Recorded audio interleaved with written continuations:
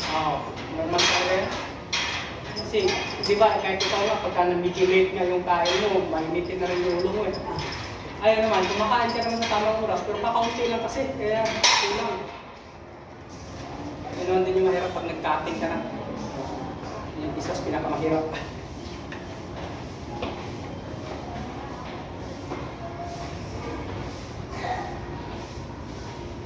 Kaya maraming mga nagbubuhat na hindi nagpo-compete kasi nahirapan niya mag-diet. Mas masarap kasi yung kain buhat. Kain buhat ka lang. Mas gusto ko yung kain buhat. Oo, kasi ano yun. Kasi yung pinalalakas mo yung stamina mo. Oo, yung katawan, pinapalakas mo. Dito sa ganito naman, mag-diet ka talaga ng gusto, hindi naman din talaga siya healthy. Kaya pag nag-diet ka, ibig sabihin, may tendency pwede ka lumaban, pwede ka magtanggal ng cholesterol. Oo.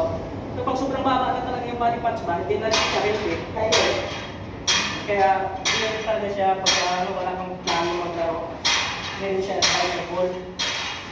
Kasi pahirapan mo ng katawan mo eh.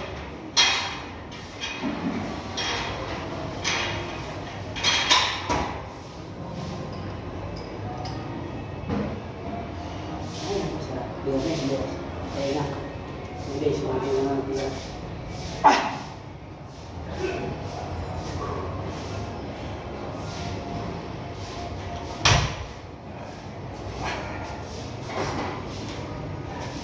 Pinangalan na lang si Pacquiao, no? Sa Amerika.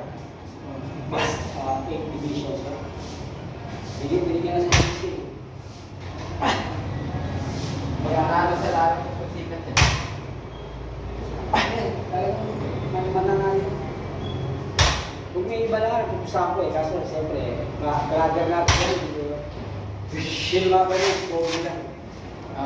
Pacquiao ako.